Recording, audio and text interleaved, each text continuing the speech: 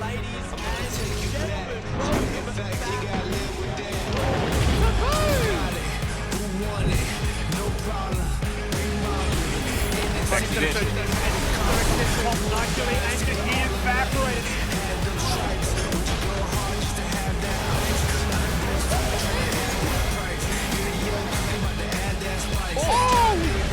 Kissay!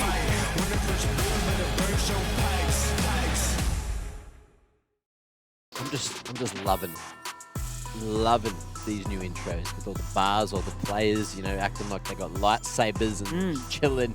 Ladies and gentlemen, welcome back to the LCO, delivered by Menulog. We got one game left on the menu for this evening, and that, of course, is going to be Kanga up against Gravitas. Both the teams at the moment are 0-3. They've had some relatively rough affairs in terms of the games they've had to play so far, but now is their chance to get a win on the board. So it's going to be very important just to try to separate the table, Rusty. I really feel like the black sheep of the couch. You could take, like it just, take it if you no, but like I don't have the same jeans on. Like, you know what I mean? Like, I feel like there was a party theme and I just wasn't told about it until I got here, and then it was too late. But it is interesting though, because Kitty sets the tone every day we have a show, right? It's like, what's Kitty wearing? We'll try and match you. It seems that way. But look, I also was noticing that Rusty had his leg up, so I was like, I feel left out. I'm going to put my leg up. It's kind of... What about this? Little comfy, little uncomfortable. Foot high five. Hey! That's cute, bro. That's pretty cute. They call that footsies. That's cool. Now, look, Couple goals there. Let's start talking about the match rather than talking about how we're sitting here on the couch. We've got a few teams to chat about, but first, let's talk about Kanga. So this team, they have looked pretty decent, honestly. They've just gotten close, and we've got a bit of a change up too. Look who's back in that ADC role, Skimmy. Talk to me about this. Yeah, what a shake-up. This is now their third AD carry to start up what is only 2 weeks in. Yeah. Can you believe it, right? So you got Styled, Lionel, as well as Limas, all now in this position. Yes, we know Lionel, previously known as Mboma, as an AD carry. He spent time on the Chiefs. Is that proficient Ezreal player that certainly could be quite keen to play that one in this minute? Loves a cheeky little Heimerdinger as well, let's not forget. But it's interesting, right? The fact that you've now got 3 AD carries. How do you manage that? How do you define who plays when? Because if you've spent an entire split honing your craft as a support player, surely a newfound appreciation for their role, but you're going to come back into AD carry and we'll get to see what they can do. But overall, I think, yeah, Kanga have certainly been one of those teams that have really tested this one up against... Direwolves went the full distance, 40 minutes in, I believe like 38 kills in total. Fighto having some really stellar performances, a massive clutch here, as you can see on the Azir, and I love it. I'm really enjoying what Fighto's bringing. Very aggressive player and has a very interesting champion pool, right? Still waiting for a lot of those out-of-field champions to be played. I'm just waiting for that Cassiopeia. How do we feel about Big TS yesterday? Kitty, you said that there was a few things you personally thought he could improve on from what you saw for his first affair here in the LCO? To be fair, it is his first game on a big stage, so I'm not faulting him for it. It was just a couple of small mistakes that I'm sure if he was aware of it, he would stop doing, which was constantly giving the enemy... How do I word this? He was staying in vision. Yeah, he was staying on vision, and he didn't provide any pressure, whereas if you look at Bulldog, he was playing the bot, he was playing out of vision, where it provided constant pressure onto the enemy laners, where they couldn't actually walk up into their lane because it's just what a support should do. I'm sure being a Pyke player, he knows that, and he was just a bit nervous on stage, so giving him another chance. I really hope we get to see him play some Pyke at some point this split. Maybe today's the day, who knows? But we've got to talk about the other team here, and that, of course, is Gravitas. Let's see what they're going to be bringing in today. Any changes? No, we still got Toppy and Floppy, the top and bot duo you love to see just because it rolls off the tongue so damn nicely. Rusty, tell me, what are they going to do to have a chance today against Kanga? I mean, they can just play standard League of Legends and win against Kanga, I think. Right now, the biggest threat is probably Fighto, and if I was to pick the biggest weak point from their last game yesterday, it would have been DaJeung. So that's my biggest concern coming into this game. But I think the reality is they have the potential in every role to keep up with some of these teams in our league. No problems. They're just failing really in thought. Not so much in execution, but in decision. So if they want to keep up, then I think you can actually make execution easy for yourself, and then suddenly it's a lot easier to make better decisions. Okay. Well, something I want to touch on as well is we thought Thomas Shen had like a huge fan base in Twitch chat, but apparently Toppy's got the largest fan base community going on in Twitch chat we've ever seen, because apparently Twitch chat was just going absolutely crazy for him yesterday, and I dare say they're probably doing the same thing right now. So they're going to be very excited. He did get that one-on-one against Tapoon yesterday, really showing what he could do mechanically. Now the question is, can he turn that into a win? You know, alongside Fighto, I've really enjoyed what we have seen from Fighto over on Kanga, and I think that they're going to be, you know, a high contention point between both the teams. But it's just like, where do we look? What is like the biggest contending lane that we're going to be looking at for this matchup today? I think top lane's actually really exciting. I think Lived is a quantity we've always said is an insane player. He just needed some other threat on the team. I think we found that now in Fighto in the form that he's found himself starting off split 2. But Toppy came in guns blazing, said, "Look, I'm a rookie. Yeah. LCO debut doesn't phase me. Up against the best team, up against the best players, get a solo kill." Man, so that could be really exciting. Got that confidence, and someone else that's always confident is our favorite top laner, maybe at least for interviews. Lived. He's here to have a chat to us. It's been a hot minute, Lived. How you feeling? Split 2, 4 days in, and you are looking as beautiful as ever. Thank you. I've been growing out my beard just for you. I've noticed that. Now, talk to me. You've had a couple of good games, a couple of rough games here in top so far. How do you feel, you know, that Kanga's looking so far? And talk to me about this ADC swap we've got going into today. I think the AD carry swap, I think it just suits this particular game better. I think he will have a better time against them. I think it just matches the way we want to play against them well. I think as a team, I think we've only started playing together somewhat recently. So everyone's still meshing together and we're trying to figure out how we all play together. So I think once that gets done, I think we'll have a pretty good chance of annihilating some teams. Very good. I'm sure we're all very excited to see Lionel back on the ADC position, but let's talk about last night's game where you guys nearly took a game from Dials. So what's your reflection on the game where you guys were one step away from winning? Yeah, obviously, I think that game is probably honestly my fault. I think a lot of it stems from my pick as well. I think I definitely could have played that game better, but I think that's probably like 70-80% my fault that game, so everyone can blame me on that one. Sorry. It's okay, Lived, and I'm dying to know because I'm quite I've been watching some anime and my favorite anime is Spy X Family. So Lived, who is your favorite character from Spy X Family? And there's only one correct answer. Oh, I mean, it's just got to be Anya, right? I mean, it's just the most adorable character of all time. It's just it's the perfect creation. It was genetically modified to be the cutest thing ever created by humankind. Nothing will ever beat it ever again. That's the one. Well, Lived, thank you for joining us for tonight's interview, and waku waku! Oh my god. Thank you. See you later. Bye. I wish I knew what was I going have on. no idea what that means. Smiling. I have literally no idea what that You guys have to catch up. Yeah. Clearly. It's literally the biggest TikTok sound that they're using right now, so you guys are obviously not using TikTok. I don't have the app installed. I won't lie. I don't have an account. I just know it's a rabbit hole I don't want to go into. I know you're both on it because I saw LCO's got a TikTok account and I hear you guys there all the time in my For You pagey feedy damn it. thing. Yeah. You got me. I'm sure that makes you feel really comfortable knowing you're on TikTok. Now, look, let's have a look at the Dare fan vote. You guys get those Twitch points in. Tell us who you think is going to be winning this game. We've had a few close ones. This game, this day rather, has had a very, very good couple of games tonight so far, and this one could be a longer one, maybe 30 minutes, maybe up to that 40-minute mark, depending on how the teams both fare. And I don't even remember what I thought this one was going to go to. I don't know. Let's have a look at the predictions just to refresh my memory. I think I might have gone for the ruse. Looks like we all have. Skippy, all across the board here. Why, Kitty? Skippity scoppity. Well, to be fair, they nearly took a game from Dials where... Why did I say that? Straight to I the love toppity. Such an impulsive... Straight to the toppity. They nearly took a game from Dials, and Dials has proved to be, what, top 4 team like Rusty said? Yeah. And yeah, I think they can definitely grab their first win tonight, and it'll be a big, huge win. Okay. I need to get in your brain. What's going on up there? Where are you coming up with these things? Boopity boppity. Yes. Help? I don't know. I'm what being is in- interrogated. yeah, I Help? don't know what's going on. I just want to think about the brain processes as to where the words are coming from. Well, you got bangers, some more prompt her with one-liners. something then. Prompter with what? Yeah, how do you get into a brain by silently staring? I'm not gonna. You I can't You cut just it. add I can't- subtitles. I can't Scaring cut it open while intensifies. the broadcast is live. I Oh, man. I'd rather you didn't do that feel anyway. like it's dangerous. We might also lose our jobs. I could also go to jail. I don't know what's going So- on, man. I don't know Look, what's at the same going on.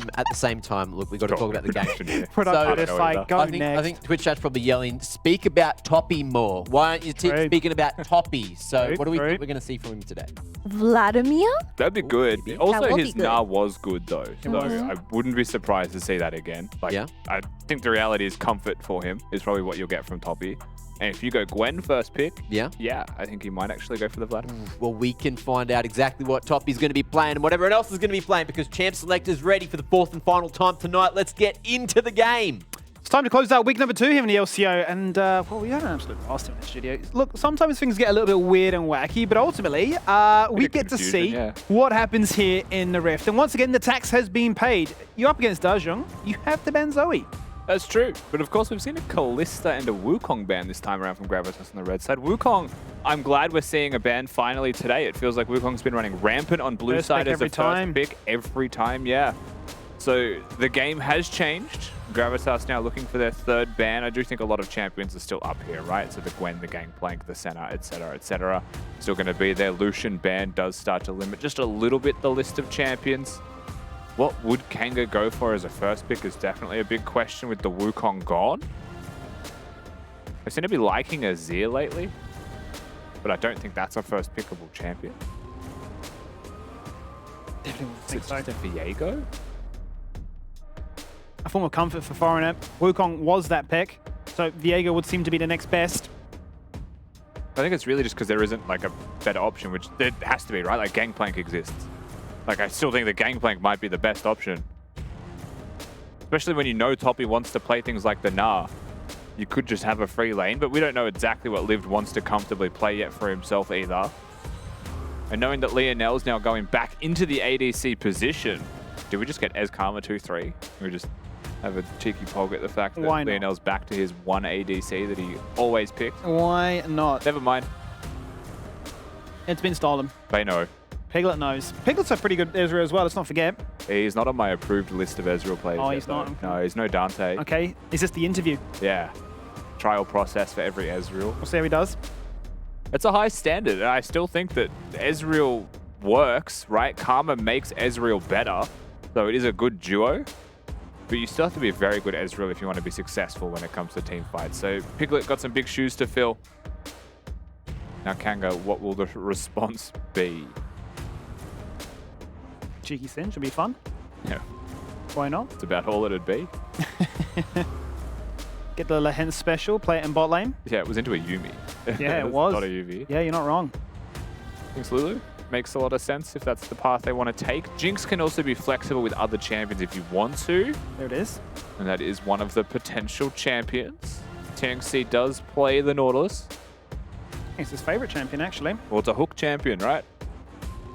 Surely that's his comfort zone. Obviously, a lot of CC between the two of them in tandem, right? You get the hook, you get the passive, be it a Riptide, a knock-up, an ultimate, chompers, whatever you like. There's a lot of uptime then for Lionel to really take down those key members and get pretty excited about things. Gravitas going to answer back here now with the Ahri and say, we're just going to look to try and keep you at a bay. Lots of range, lots of really good pick potential as well. And I'd imagine now a lot of their bans are going to be tailored towards making this Ahri's life as easy as possible. It's important to say here as well that Ezreal deals with Nautilus really well, so it's only really scary to be Floppy in that lane, because you can still use the Essence Shift, get out of there pretty straightforward, very simply. It's a reaction E. You don't need to predict anything, so Floppy's the one who needs to not die in lane if Gravitas want to succeed. You mentioned they could be banning away a couple of mid laners that make life easy for DaJeung. Lissandra's really the only scary one. LeBlanc to follow. Surprised we haven't seen a LeBlanc in the first 3 picks if we're going to name other champions. Very curious as to where they go with their second ban here. Because Azir's just going to be picked by Fighto, right? Well, if you go for the LeBlanc ban. All he's played so far has been Azir and Tristana. Right, he's got such a unique champion pool, which just makes it so exciting. Azir would seem like a go-to. Gwen's been banned away. Now, Nocturne's been taken off, so Kanga can actually look to try and be aggressive in those lanes and not feel the pressure of pick, be it in a straight 5v5 or even no side lanes as well. But what else are they teeing up here that they could be potentially scared about? Nocturne ban usually indicates that Lived wants to play a carry. Yeah. So if you're banning Nocturne, you're banning one of the champions that can just make top miserable. Dinar as well. Nah, taken away from Toppy. But with the Gwen gone, Gangplank still available. It's still on. You could still pick it. He raised it from the very start. And will it be a case of him looking to try and lock it in as their last pick here on blue side? Gravitas going to say, well, what do we need? We need some form of initiation. They're going to find that with the Volibear. So obviously a very nice jungler in that regard. Yeah. Works well with the Karma also. They have a pretty good combo for themselves there. I feel like Gravitas have just got a solid base of 4 now. It leaves freedom to Toppy to play whatever he would like, really, and his red side counter pick. So that's pretty solid from Gravitas overall. Decent range, decent pick. Solid mobility, lots of movement speed. But again, if Kanga just go Azir, Gangplank, I'm happy with their comp. I think their comp is just exactly what you want it to be. Absolutely. Certainly no concerns about them liking damage from the mid-game onwards, and it would feel like you're not going to go GP. What would Liv go instead? He's going to consider to go a tank. We know he can certainly be quite keen on the Aatrox as well. He's going to consider the Ornn for the meantime. Whether or not he decides to lock that in, we'll wait and see. He is, so I guarantee that they do have some tankiness, some extra CC. Some follow-up to try and not put all the burden on Tieng Sii. And I mean, you could do like a Jace if you wanted top lane for Toppy. I'm not sure exactly what his champion pool is, but I'm looking at a potential poke composition there, right? With a solid 3-man. That's absolutely the pick. Lock it in. Make it happen. Ooh, that would be interesting. That's a lane counter, but this is a champion, Skimmy, that we don't often see in the LCO level of play. You see it in amateur, you see it in university. There's a lot of Fiora players. It is so good in lane, but once lane ends, it does nothing compared to the Ornn, right? That's where it tends to suffer when team play comes together. This is a risky decision, but Toppy, clearly confident, knows that it's a hard counter for laning phase. And such an exciting way for you to really announce yourself in the league, right? As a star new individual that's saying, well, you know, I brought it to Tapuna in my game last night, and I'm going to play Fiora champion where you need to be really on the money to try and get all those vitals, get those kills, and be in a position where you're not only just waiting in the side lane, but you can quite comfortably group up. When the Fiora doesn't necessarily want to do that, but you are that impact that they need. Yeah, you just become a 1-4 comp. So we spoke about this already, right? Like Gravitas is a 4-man unit, really solid. Almost impossible to dive a Volibear, Karma, and an Ezreal. Ahri jumping into the mix as well if she has priority in that side lane with Volley hovering can dive really well. So they've, as a unit, got 4 strong champions that work. The top laner can kind of be isolated. It just means that Gravitas have to play really well around Liv, right? Control your lanes, set up waves properly before objectives, and be able to threaten side lanes while also threatening objectives. Otherwise, your Fiora doesn't get the maximum value. And if Liv finds a moment, right, if he has the teleport angle to get into a fight and they just wipe the 4-man of Gravitas, what does the Fiora even exist for? Very exciting pick though, regardless. Checking the stats, the last time we saw this Fiora was way back, almost a year ago now. It was last played by Maximize in their Split 2 playoffs. A tall, handsome man. Absolutely tall, handsome individual. He was a bit of a Fiora connoisseur. And then he became a Karma player. And he certainly did become a Karma player. So Toppy's certainly going to say, well, I'm going to bring it back, and for good reason too. He's got the counter pick. It certainly does counter in lane, but the question does become, what can it do from that point on? Would you say 4-1 split? Absolutely in that regard, but execution really hasn't been Gravitas' best friend so far. Yeah, it hasn't. I mean, right now, I think the biggest issue, and I kind of mentioned this before, is the decision-making of Gravitas. The execution suffers if the decisions are bad, right? So what we're really looking at for Gravitas, and it's the big thing that I think I'm going to be looking for just in this game in general, is the play they're making correct? If it's very straightforward, simple plays, then absolutely, but they haven't made execution really simple for themselves with the inclusion of Fiora into a comp. It's not a team-fighting tank, so we'll see exactly how this one does play out for them. And I feel like, in general, they have the early tempo here, right? Ezreal, Karma, Ahri going to be pushing really hard, really early. And also, I mean, we heard it from Llenia himself, right? He was, you know, almost joking at himself, saying, I'm known as a bit of a Hecarim one trick. Well, I would say a Volibear Karma is pretty similar to a Hecarim in that regard, right? Not the best debut on that Viego yesterday. Certainly got the resources and the tools now to try and pop off and show off to close out week 2. Here we are, loading into the Rift for the final game of the week. and a chance to see what those scorelines look like after this. Both coming into this one at the very bottom end of the table, 0-3, but one of these teams will be walking away with a win, and it's looking like Kanga are the favorites. 87% favorites at that as well. Remember, both three teams coming into this, you just said 0-3, so 87% is a lot. Lots of faith going into the Kanga camp, and it's funny because some of those losses were winnable games. Absolutely. Absolutely against good teams as well. So I think a really big statement to be made here by Kanga, a really big point to be proven. Yeah. And, you know, just realized in Liv's interview, he was like, I think it was my champion that was the issue, picking the Graves. So I've just gone Ornn. You can't go wrong. No. He's just picked a tank. Just blind pick an Ornn. You'll be good eventually.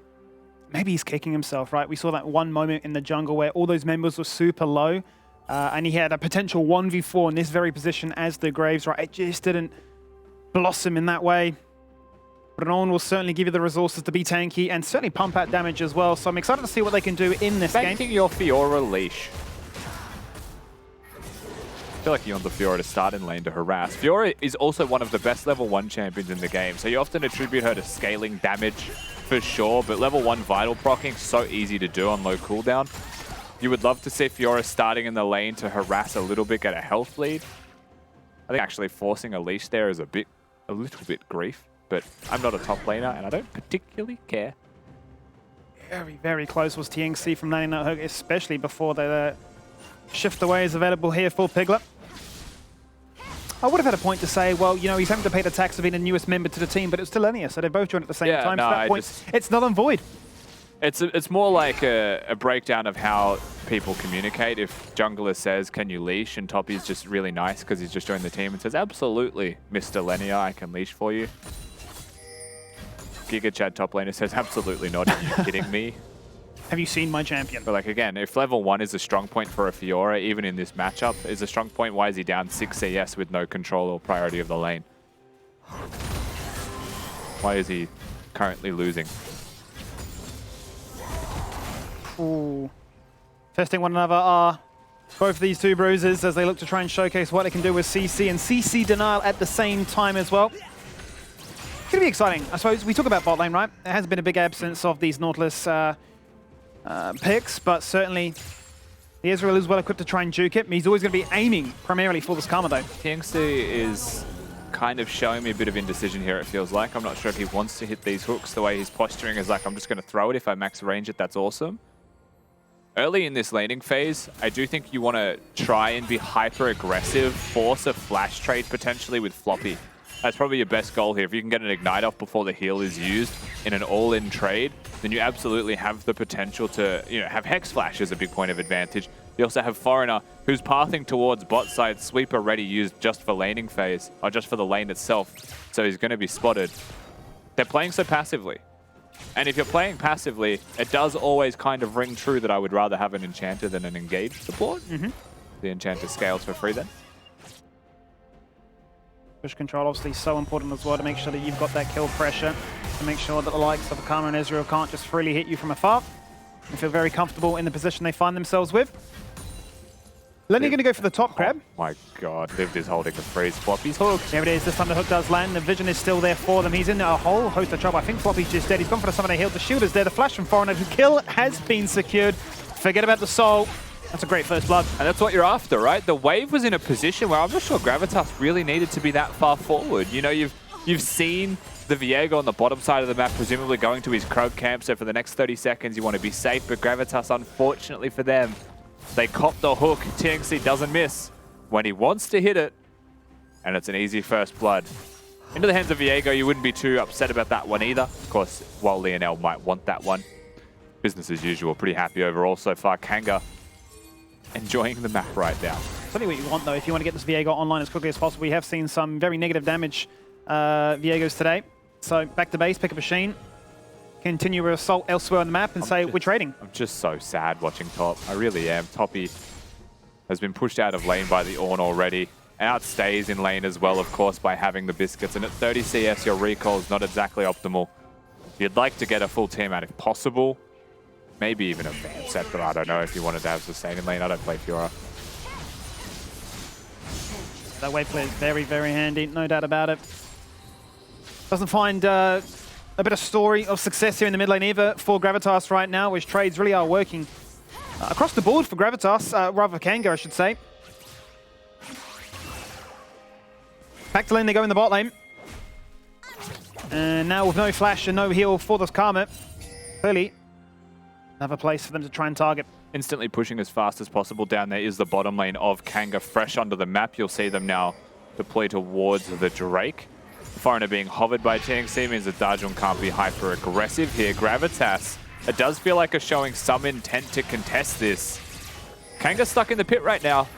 Level 6 is there for DaJeung. Fighter's not going to be too far away. Tieng Sii's just going to fall on down. He's managed to get the hook, and that does mean the Glacial Augment connects. The Dragon is still there. It might be a 50-50. It's getting very, very close. Piglet's got the kill on towards Lionel as well, and that is an absolute shocker. That's a good word for it. I mean, Gravitas, they'll get themselves the Drake. They simply walk in and get it. Tieng Sii just face tanks the Ahri charm. Very simple in terms of execution by Gravitas. Fighto going to be late to the play. I don't know if he even expected there to be a play there. Well, watch this one more time. I think Tieng Sii is just trying to body them away and zone them. Option 1, hook Floppy, who is flashless, and just turn immediately and try and burn the Karma before the play exists. Option 2 is bring Fighto early, sacrifice a bit of priority in mid. I feel like, unfortunately, Kanga see the playbook and they choose none of the above and suffer greatly. They lose an objective and their lives. Maybe you're overestimating just how strong they were, just based on how the game had gone to that point. But Gravitas won't just going to fall on over. They're going to say, if you're going to give us a freebie, we'll take it. Yeah, you do. Well done by Toppy. Let's see if top lane gets any better for Toppy. Live to place another ward. You clear that one, he's got a control ward ready. Eventually, you'd expect this lane starts to get better for the Fiora. It is the inevitability of the Fiora pick, of course, being able to sit in the side lanes. Also, as you would expect right now, Tieng Sii gets active on the map off reset, is now moving towards mid. It's actually helping to push this wave in to crash it. Seems like he's a little bit thirsty for some experience. You got Rift Herald spawning in 10 seconds, which might be the primary reason why. Jinx going to bot lane. I was going to say almost going towards red buff. So it's going to be a 4v5 at best here for Kanga. Let's see how they choose to play this one out, knowing that their Jinx isn't in the area. Jinx isn't level 6 either, so Lionel needs to rush down that side of the map and make sure that if there was a fight to break out on the opposite end, he could at least look to contribute, assist, whatever it may be, with that ultimate of his own. Piglet is in the area. He is grouped up and saying that we are certainly looking to keen our eyes on this Herald, and that's exactly what they are doing, straight on spawn. And so because there's already one plate taken bottom, I think that Kanga are pretty happy to just get an extra plate down there for the Jinx. The solo experience as well as gold for Lionel would be nice to have. All things considered, it isn't a positive trade for Gravitas until they summon it for a turret.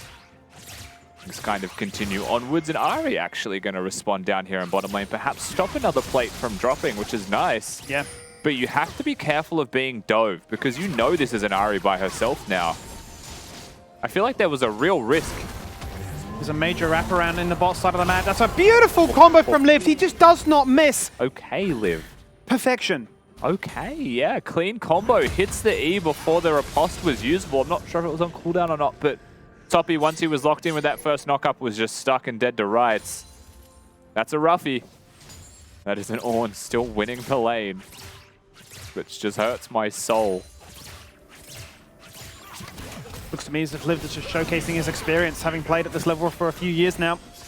Not deterred by that counter pick, even if you are on red side, to showcase what you can do.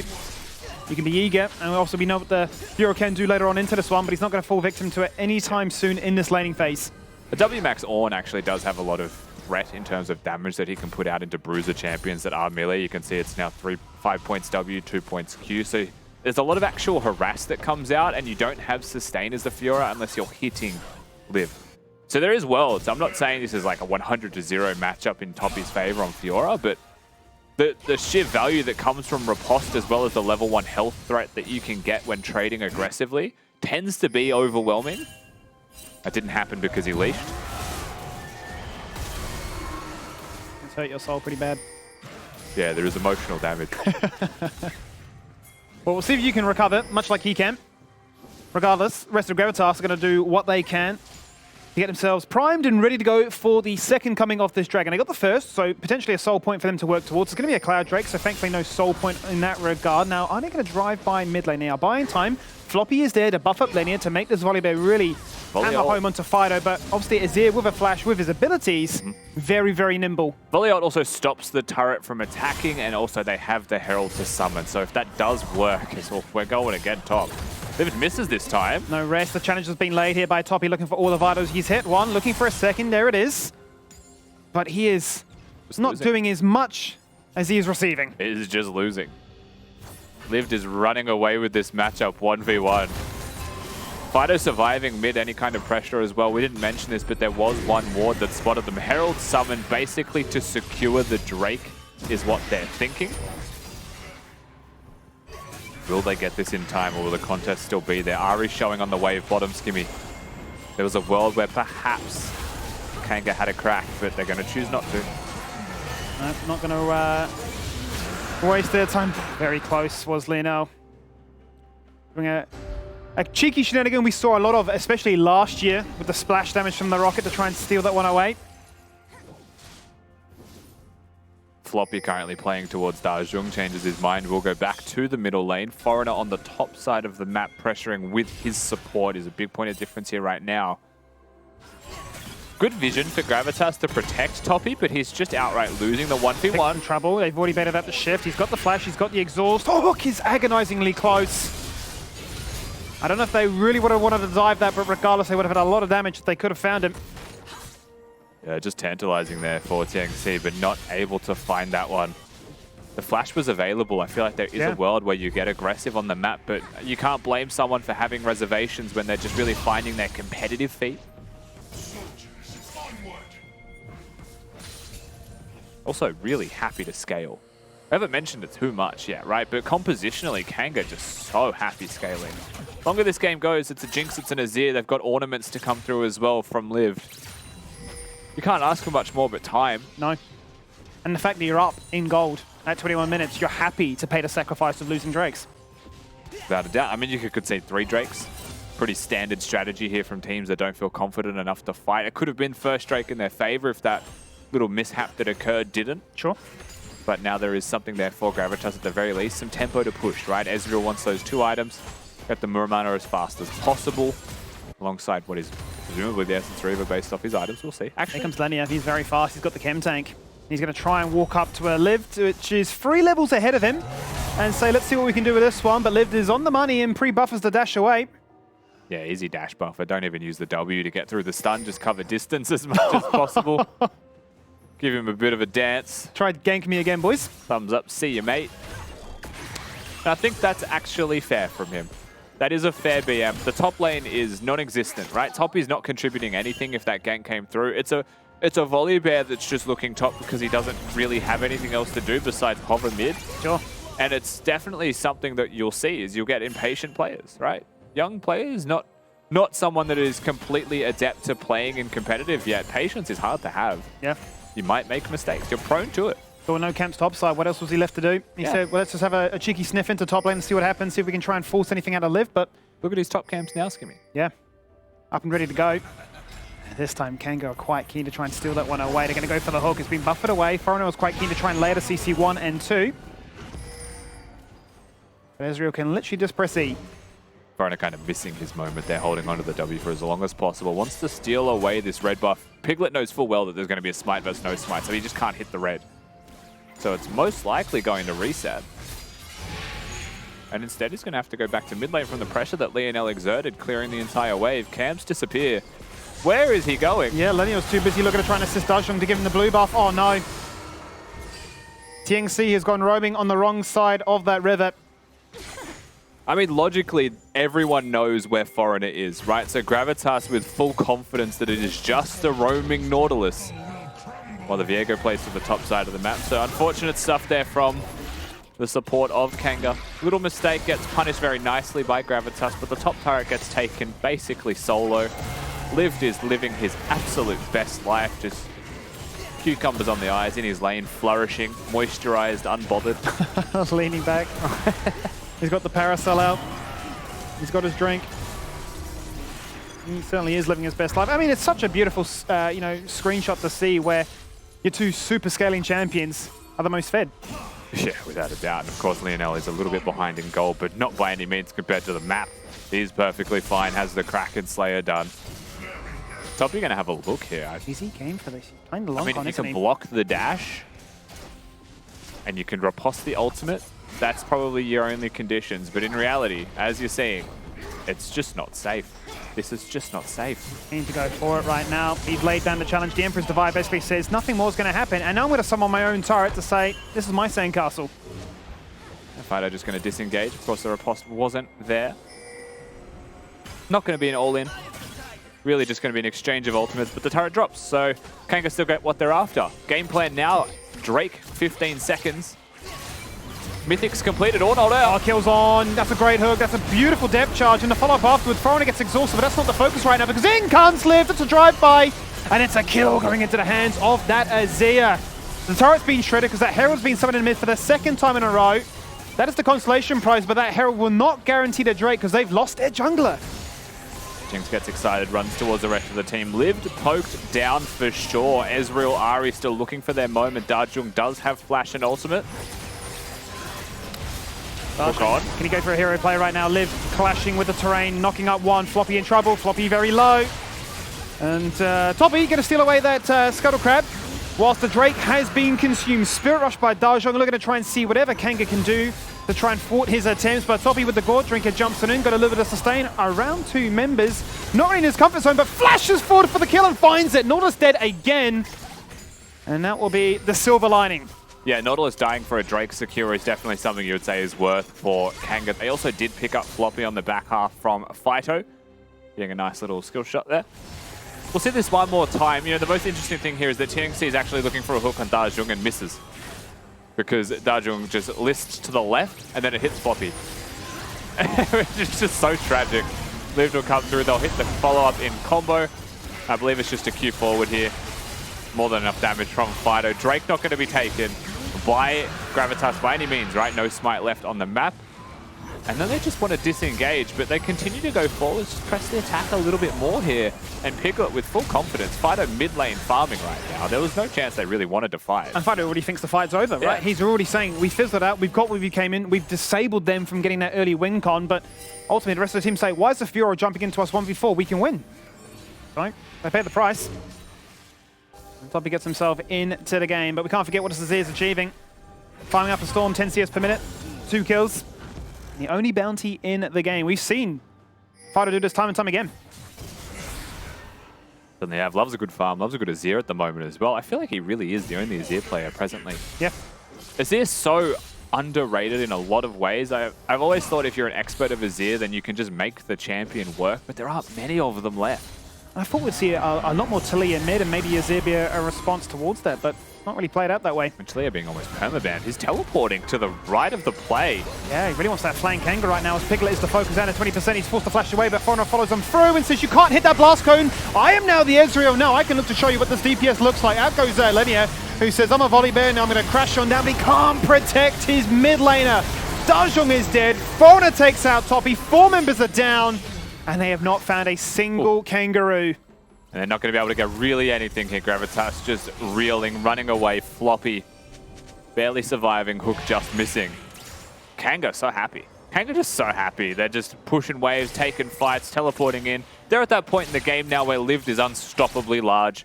And it's the teleports to come through. This is an almost comical teleport from Fighto, but Foreigner engages. Liv with no hesitation comes in to make the play. Tieng Sii with a good ultimate onto the right target here as well. And Azir uses his ultimate here essentially to what feels like separate the herd, and then he's on full disengage duty. The Ornn ultimate comes through to ensure he is as safe as possible. Straight into a charm from Foreigner. The rest of the team fights just a wash. 2-0 becomes 4-0. And 20 minutes in, it almost feels like we're on cruise control now for Kanga, as they have a 6k gold lead.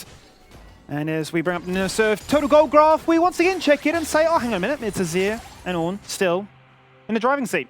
Yeah, the only changes here is that Foreigner and Lionel are now higher up. And it is almost a completely sea of blue. And this doesn't get better. That's the thing, right? Like, you pick this composition, you want to have a win con around your Fiora if possible. And then you want to have a team that can survive on the rest of the map. We're not getting that.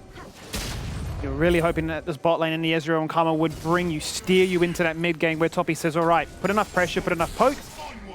I will siege, and you will cause headaches, but it's not played out in that fashion, unfortunately, for them. We're going to try again. Why not? They have to. They have really no other choice. I mean, Fighto has no reason to walk to that bush, right? The only person who would walk to that bush is after red buff, maybe Foreigner goes to protect. But he's in. Oh, he's got the charm. He's got the charm. He's got the Everfrost. Good. Stopwatch there as DaJeung was about to just fall on down. I mean, that was a lot. Really overforcing the play. Yeah, I mean, spider senses must have been tingling, right? There's a Warwick in the game that activates the W, just assumes he's recalling under the turret. That's just trying to force a play. Unfortunately, of course, there is the stopwatch. Might have been a dive if Volibear ulted straight away. I mean, there's a world where a level 11 Volibear just uses the ultimate on the charm. But hesitation again from the side of Gravitas. And if there's one thing you don't want to have as a team that is not winning a game, if there's one thing you don't want to have as a team in general, it is people on different pages.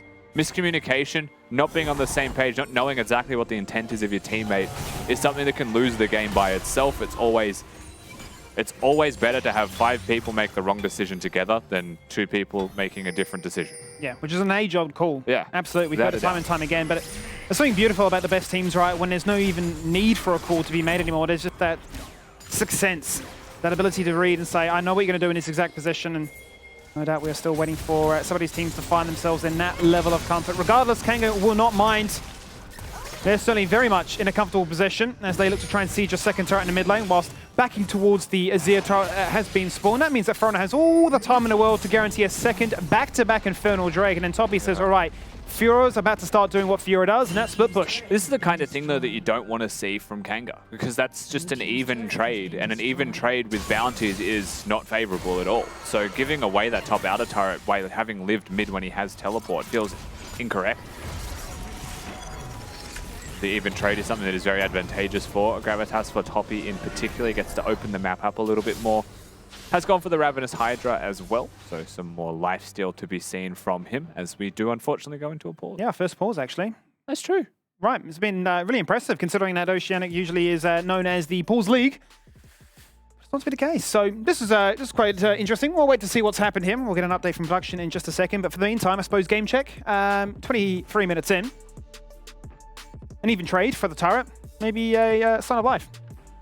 Yeah, I would say a sign of life is fair. It still feels like we're having a game where Gravitas have kind of put themselves into a hole and they're stuck there. And Kanga are so happy just casually scaling that even with these small mistakes, like they're still in a winning position. Like an even trade that goes favorably for Gravitas from turret plate bounties is not an issue enough for Kanga to be worried, because they still have a Jinx, they have an Azir, and they have an Ornn. Well, very quick pause. No need to deliberate it on much longer. We're back into the game, and we're back continuing pace to see what happens. What will happen, Skimmy? What will happen? Will they go for the Baron, or are we just going to sit here and play more towards a Drake win con, going for an Infernal Soul? I don't know. Again, I don't know if Kanga feel pressed to make a play. I think Gravitas are the team that should be looking at the map state right now and feeling far more pressured to make something happen. You've seen that a little bit already with their attempt bottom. If you want to talk about how forced these plays are of necessity. Thank you very much. What I will say is there's a lot of shutdown gold available on the map. Yeah. Be it between objectives, be it between turrets, or even just getting these crucial members down. You look at the mid jungle of Kanga and say to 7-0. That's looking pretty juicy. Ornaments are starting to come on through. First and foremost going towards Fighto. And that means that you really do need to try and get these picks ASAP. Is it Leandro's Anguish now? Or is that just the new name and I don't know what the ornament is? Man, just gave up on the ornaments. I know Syzygy. I think it's like Trinity Fusion or something. I don't even know that one. The old Quad Force. The Ornn buff. Keep it simple. Yeah, sure. Why not? Pretty sure it's Frozen Fist as an upgrade for Frostfire Gauntlet. Which is funny because you just call the original one the Frozen Fist anyway. Quite pointless. Here we are, definitely playing more towards the Drake. Big flank though. Look at this from Fighto.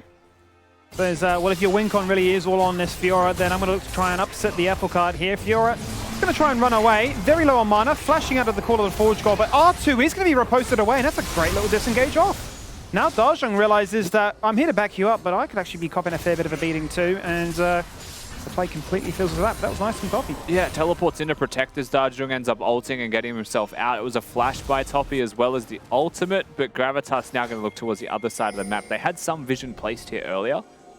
Fairly deep ward. You can see the control ward that's placed just on the left of your screen. They might be able to reassert that, right? Perhaps get a little bit deeper in where they want to place it, but it seems like Floppy's not feeling too confident to move in. Nor is Llenia, who is now pathing completely from top side to bot side.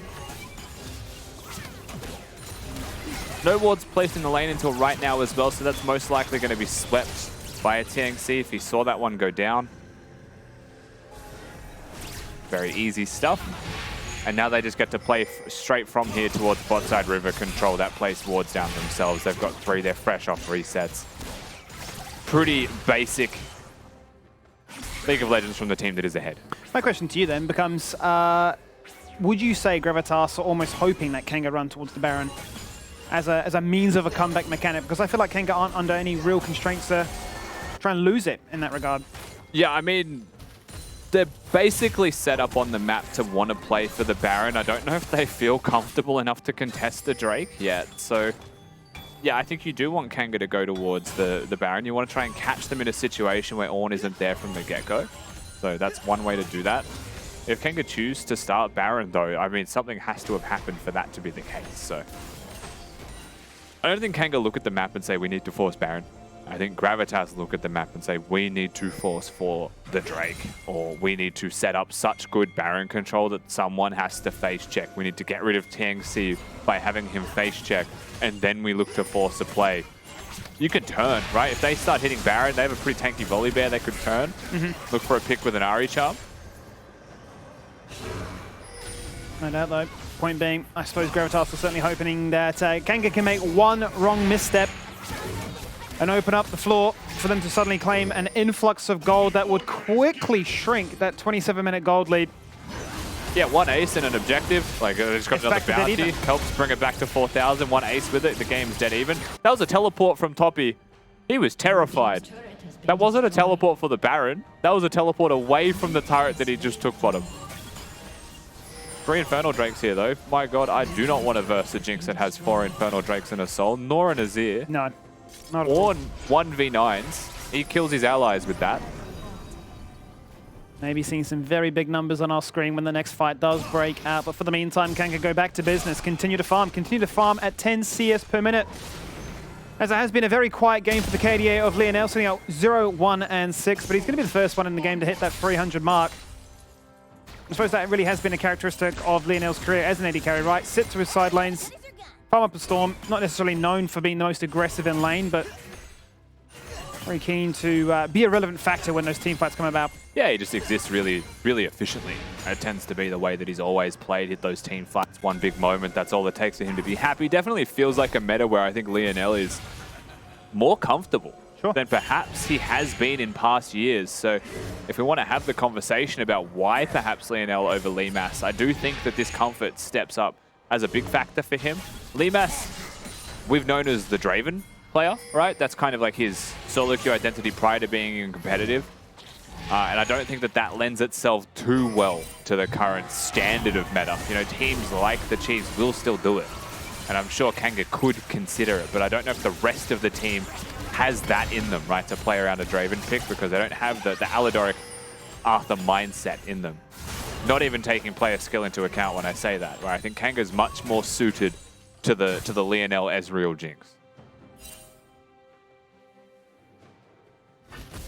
Kraken Slayer has now just been evolved as well. And the age-old question becomes, what does this next dragon look like in 3 minutes' time? Because I don't feel like Kanga, once again, feel under any pressure at all to make one wrong move. They can just continue to farm, continue to trim these waves, continue to really just play ping-pong and say, Gravitas, what are you waiting for? Because if you're waiting for us to make a mistake, we're just patiently scaling. Yeah, why would we? We're so strong, we're not going to give you that opportunity to come back into the game. We're so close to just having like an ASMR cast, because this game's just doing nothing until we get a soul. And Gravitas feel pressed. We're not quite LCK yet, though. Chilling. No, we're not. No, far from it. Would be a disaster, though, if we had like 40-minute games as the norm. Here could be a bit of action. Top lane, Lived in a bit of trouble. This is what you expect to see. He's flashed across the wall. Oh, Liv, no. Empress the fight. He's got it. Thank God Toppy managed to find that kill. The turret is ramped up and ready to go.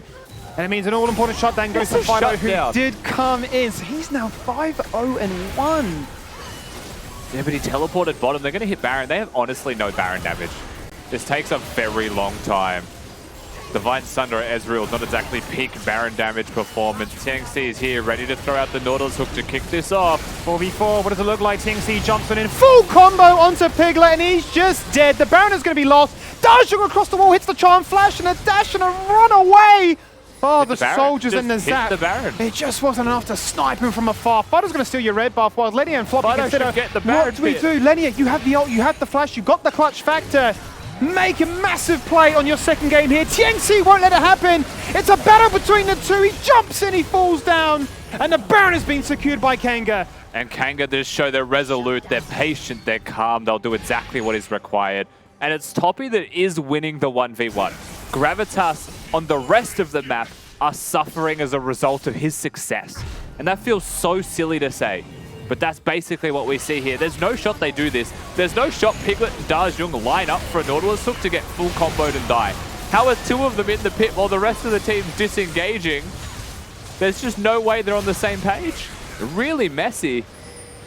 And if you get stuck in these clutch situations and your team is on two different pages, you're never winning these. Plenty of time purchase for Fighto to get back into the mix. Tieng Sii flashing over, very well done. They keep it at 2.5k HP roughly on the Baron, so there was no Baron steal attempts ever. It's exactly what you're after, even with a red buff detour in between. That's how confident Fighto is. Mid jungle now, 10-0. Really has all been about them this game. We ban the Wukong, he gets to Viego, and this is a strong Viego from the very get-go. Got that first blood and has never stopped being a menace in this one. Lots of potential to stay topped up and healthy with a Sunder into a death stance. Rush, there's another hook, and that's another member that's going to be flashed away from into a triple knock-up, into a back-to-back knock-up. Unbelievable. Kanga just want to close this one out. Yeah, Toppy's just going to have to sit in the side lane. I mean, at this point, the fight's happening again. The post goes out. It's a little too early this time. The turret shots connect, and Toppy will be healthy. Obviously has the lifesteal, but Lived has Warmog, so it doesn't matter. Because he survives, it means that Kanga are just going to be able to push here. They'll get the inhibitor. They have 20 seconds on Piglet, 10 on Floppy. He's TPing back. He has to rush back. Kanga are poised to try and end this game. Cancelled. He's cancelled it. As you say, Lived has regen a fair bit with the Warmogs. He's kept him in base. It's DaJeung against the world right now with 2-man Everfrost. But DaJeung can't do much about this. Fighter's going to jump in his face as he's 8-0-3 and says 32 minutes in. Kanga finally get their first win. And it never really felt like Kanga were going to lose this game. There was that one moment at the Drake. One decision at the Drake pit that Gravitas collapsed on them. But from the moment they got the lead, they brought it back. It was pretty straightforward League of Legends from them here. Again, small mistakes here and there, but overall they had the scaling comp. All they had to do was be patient and wait, and the opportunities presented themselves for them. Certainly did, and really is a position of power for them to showcase that we can get away with scaling and we can win in the early game, which is just such a crime in of itself, but once you reach that late game point, it's so much fun to play. Yeah, it was an interesting game to watch. Look, there was a lot of heavy critique coming into that top lane matchup, but it was just so important, right? Yeah. It literally was like the win condition. Kitty as well noticed there were some points where macro decisions were a huge factor throughout that game, especially towards the end. There were points where maybe there were openings for Gravitas to threaten Baron earlier, and the approach that they took may not have been the greatest one in the end. And look, as you mentioned, it seemed like they just weren't quite on the same page as much as you kind of would have liked them to be. That being said, it was a relatively clean performance from Kanga. They knew they could scale. They didn't have to be making the moves because they could just play for the late game. And they just had a huge lead. Big performance from that mid-jungle duo as well, Kitty. As you said, Mac, my eyes were on the Fiora the entire game because I think this Fiora was the win con for Gravitas, where as we got into the late game, I believe if Toppy was split pushing on the side lane, he was pulling more than just one. He was getting 2 or 3 people into his lane, where Gravitas can easily threaten Baron, and if the people going for Toppy stop obviously going for Toppy, then they can just stop Baron, and this is just going to be a repeated practice. But as we see from this, Gravitas pulled the trigger very, very late into the game, where Azir and Jinx have already gotten their own items, and it was an extremely hard game because it was quite literally a ticking time bomb for Gravitas. Look at this though, I mean, unbelievable, pure euphoria, right? A 3-man knockup from the Nautilus into the same from the Azir as well, and I mean, you can't do anything about that. Yeah, I feel like, look, that could definitely be in contention for sort of play of the day as well. There were just so many moments where individual skills came in to play for a lot of the Kanga members, and it was good to see as well Lionel, you know, winning in the ADC role, getting Kanga that first W. But look at the damage done by the Azir there, just leading the charge astronomically. We need to applaud that this is probably the first Viego that has done more damage than the support. So can we please get a round of applause for the 6.9k damage Viego? Congratulations, Ornn. You've done the unbelievable. You've done damage on Lionel Viego. still playing support as well, by the way, with a cheeky 8k performance. Take the man out of the role. Can't stop him from being one. Mate, a lot of assists in there, a lot of assists there. It seems like he was still, you know, we are used to Lionel playing that weak side ADC from last year, and it seems like, it kind of felt like that again today. But at the same time, he was doing some very supportive things, you know, using his ult to stop backs, but try to play with the tempo, just be a nuisance, be annoying, and that's like what a good support does, right? I think he might have ended his scoreline like 0-1-9 as well. So like the perfect support scoreline, you take those every day of the week. Beautiful. And we've got the man on the line to have a chat to as well, Lionel here to talk to us. Mate, welcome back, of course. You missed a couple of games there, but at the same time, you're back to ADC. How you feeling? Yeah, that's good. That was a very strange game, that one. I think we're trying to fit together as a team still. I think we're not playing around the first dragon too well, but I'm pretty happy that we clutched out the win in the end. And talking about that game being clutch, what were the comms like before Baron when the Fiora was threatening side throughout the entire game? We were trying to pick Fiora a lot in the side with Azir TP, but I think we're pretty new to playing as a team together and doing vision and, you know, like shifting between Baron and bot lane. So the Fiora side pressure caught us off guard a bit, but I think eventually our comp sort of just scaled. We had pretty good champs in every role that scaled, so we kind of won through natural scaling. But in future weeks, I'd like to see us win through good team play. Okay, now I want to know, how was it like playing with Fighto in mid? Because I don't think you were playing ADC at the point where he went to mid. You were support all last split, right? So yeah, I mean, he's been playing mid for us for a little while, and we've been playing for split and a half together. I think he came in halfway through last split. Yeah. But yeah, it's been a bit of a just a role swapping a lot for me. I think in the first week we didn't have a jungler assigned on the GCD, so no one else really wanted to jungle, so I kind of just autofilled jungle in my pro game. But I think going forward, hopefully I can play more ADC. I think I just prefer the role to other roles. So yeah, I think from playing support, I actually learnt a lot about the timings and, you know, what an ADC wants. So I'm kind of glad to be back playing it, but didn't get to show too much today. Hopefully next week, yeah, it'll be a bit better. About these games that you guys have been showing us, it was quite promising results. I think this meta really favors you guys. So we've seen 2 Azir games and we even saw an Ornn. So why do you think this meta really, really works well for Kanga's mates? I actually think we have a pretty good early game as a team. I think all our lanes are pretty decent compared to the rest of the league in the early game.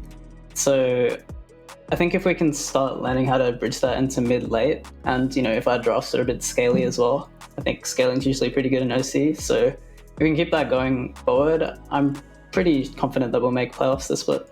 okay, well, let's see how that statement evolves. And look, you've at least got that first win on the board finally. Might be all uphill from here. Let's see if you can do it again next week. But for now, we are going to say goodbye. Thank you, Lionel, for joining us. Thanks, mate. Bye. It's always good to chat with Lionel. You know, it's been a while. I feel like when he was playing a lot of support, we probably didn't get him on for the interviews as much as we probably would have liked. But at the same time, Kanga wasn't winning a lot last split, so we weren't getting as many interviews. It's back. True, it's true. back. That's Yeah. all I'm saying. Yeah. Now, let's turn to the discussion towards this Dare MVP. I feel like there are a few individuals you could mention there. I'm thinking mid. I'm thinking Fighto. Oh, Me too. I'm thinking the Ornn that beat Fiora 1v1 probably should get MVP because that single-handedly beats Gravitas's entire comp. Yeah. Just my thoughts. Okay. That's true. But It's a discussion, to be fair. I know that was a strong assertion, but I'm just thinking, stats-wise, you're seeing how much damage that Azir did. He was all over the map. Also got the winning play with a 3-man knock-up on the Azir ult. I was thinking A couple of things there. 3 games of Azir. The first game he missed 2 ults. The second game he gets like a 1v3. And then this time he gets a game win. We're scaling literally as a champion and an individual. Scaling through games. That's And my he's case. going to scale into this MVP, right, Mac? Okay, well, do you agree, Kitty? Do you think it's an Azir angle? To be fair, Or? 30k damage on Azir is quite freaking nuts, so... it's an Ornn. He's not going to do damage if we're Well- comparing it. He's a bloody beefcake. Tell Liv to Bang it do out. 30k damage with Ornn next time. I don't care. All right, well, I just need to say one thing to Liv. Please, my friend, hold this L for a second because we got to give it to Fighto today That's right. for the Dare MVP. He did well. Rusty gave you an honourable mention Whoa. and tried. He did, but it is Fighto here who didn't actually want it looking at this post. Like, hey, back away. Not today. But I'll take the Dare Ask Coffee MVP any day of the week, personally. 78% KP and 43% of the damage share. That's higher than what I was expecting. I think our MVP of last game It's 40. was only 40, yeah. So this is the highest I think we've seen today, if not the split. 43 is a significant percentage of your own team's damage. Yeah. I mean, he did play very well. Full credit to Fighto. He's shown even yesterday and today that he is an elite Azir and the only one that we've seen in the LCO. Okay, well, let's have a look as well at what's going on here. So that was the player of the game, their MVP. Now we have a play of the day. Any honourable mentions for things we saw today? Because I did say it earlier, usually we get a lot of chaos, a lot of crazy things going on, a lot of big team fights and stuff, but I felt like we didn't have a huge amount to pick from today, but do you guys remember anything that was... I think we're probably. I'm speaking for us. I feel like we're aligned. Like I feel like we're probably either the first game with the Aladoric I after think I knockup. walked into the production room and said, I want this. Yeah. I think it's either that meaty 3-man like double knockup or the last one, which was a triple knockup. Well, let's have a look at the play of the day to see which of the ones you already chose it is. It is that Chiefs and PGG game. Okay. But which fight is it, Rusty? Is this the one you wanted? Yeah, no, this is the clean engage. So this is basically the moment the game ends between PGG and Chiefs, and it's Arthur going in a 3-man knockup with 0 hesitation. I think the reason that this is the play of the day for me is because there's 2 different moving parts that go with 0 hesitation at the exact same time. Ray's going in at the same time. It's clean, right? Can we That's cohesive. appreciate that Rakan combo? He flashed and eats seamlessly. It's just... That, as well as, the Wukong ult between the Raptors and the Red, just it encapsulated that whole choke point. That's exactly why they all were. Knock up into more knockups into just damage. Yeah. Beautiful. So yeah, play of the day. I've cracked the case. I think you win LCO by picking knockup champions. Ah, true. Well, that's definitely going to be true when Belveth comes in at some point, whenever that is. We need more Alistair. There's already Wukong. I don't know what. Azir. Azir. I don't know if there's any other one. Rakan. Yeah, there's a lot of meta champs going around. However, let's have a look at the leaderboard where everyone currently is sitting after today's games. There were a few big ones, and there is a little bit more cleanliness going on here. We've got 1 to 8 now, so Chiefs at the top, the only undefeated team already, just 4 days in. Gravitas still the only team without a win after that loss just then. They did show some signs of life, but at the same time, look at this. You got Peace and Order there, tied Wolves. 4th. Pentanet and Direwolves tied 2nd. Yeah. Hey, Rusty, you is could be on with second. that prediction, mate. It's a bit of a surprise. I mean, Direwolves being top 4 is definitely something I asserted at the start of the day. Yeah. Order on the rise, to be fair. We haven't seen many games yet, and Peace with their 2-win start are now on a 2-loss streak. So this ladder is still definitely moving and definitely has a lot of room to move in the next coming weeks. 100%. And look, Direwolves, of course, they have had some, I'd say, weaker opponents to start their affairs in this first round robin. I think they still have a few of the harder teams to play going into next week and the following week after that as well. Now, speaking of next week, let's have a look at the games we'll see in day 1 of week 3. Kicking things off, Kanga and Mammoth. That'll be a spicy one. Able to separate the 1 to 3 teams. We got Peace and Chiefs, which is going to be a good form check to see if Peace can try to pick up the pace or if Chiefs just going to stay undefeated. I'd say they probably will. 8 p.m. Order and Direwolves will be an interesting one because Order, you know, some games have looked a little bit shaky, but Direwolves are really just trying to put their foot down. This is the start of their harder teams they're going into now. And then that final game of the day, PGG up against Gravitas. Look, I'd love to say there's an upset on the cards there, but PGG have been looking relatively clean as well. So it's hard to try to spin that yarn. Skimmy, game of the day, which one? I think you can't look past 1 or 3. I think I'm probably going to go towards Direwolves and Order right now, just because you asked the question, who's the 3rd best team in the league right now? Yeah. And, you know, Order certainly have been a very strong contender, but Direwolves are definitely on their tail. We even heard from Bulldog himself say, like, I think we are a team quite humble about it, so we can get 3rd. You know, he's not going to come in and say, yeah, we're going to try and win the league. You know, it's a big ask. But I think if they're going to say we can get 3rd, they've had a bit of an easier ride to get into that 3rd week. So if they can take out Order, then it's a big statement. Okay, well, Skimmy, if you want to stay up to date with all of the fun, all of the giveaways, etc., on the LCO, what do I type? What would you type in, chat? I think I type in M-A-L-E. No, you've got it wrong. It's exclamation M-A-I-L, Skimmy, the other male. Unfortunately, you lose, but everyone in chat is a winner if you type that in, follow the link, and sign up for all the updates and giveaways. It'll go straight to your emails, and you won't miss a damn thing. Kitty, that's what you got to do, right? I'm typing exclamation mark M-A-L-E just to piss you off. I love my co-workers. Rusty, what would you type? I just don't use chat. He just doesn't type at all. You think I associate with them? No, Why I do would actually. they do it I'm if not you gonna lie. said you wouldn't do it? I would definitely type it correctly. Yes, yeah, there we go. Don't appeal to the defiant streak in me. That's large. a good talent, Rusty. That's what I wanted from you. All right, type it correctly, sign up for that one. But that's it for week 2. We've had a whole bunch of fun here on the LCO, delivered by Menulog. And we got more fun next week. See you on Monday for more League of Legends action. Popping it again. Chiefs ready.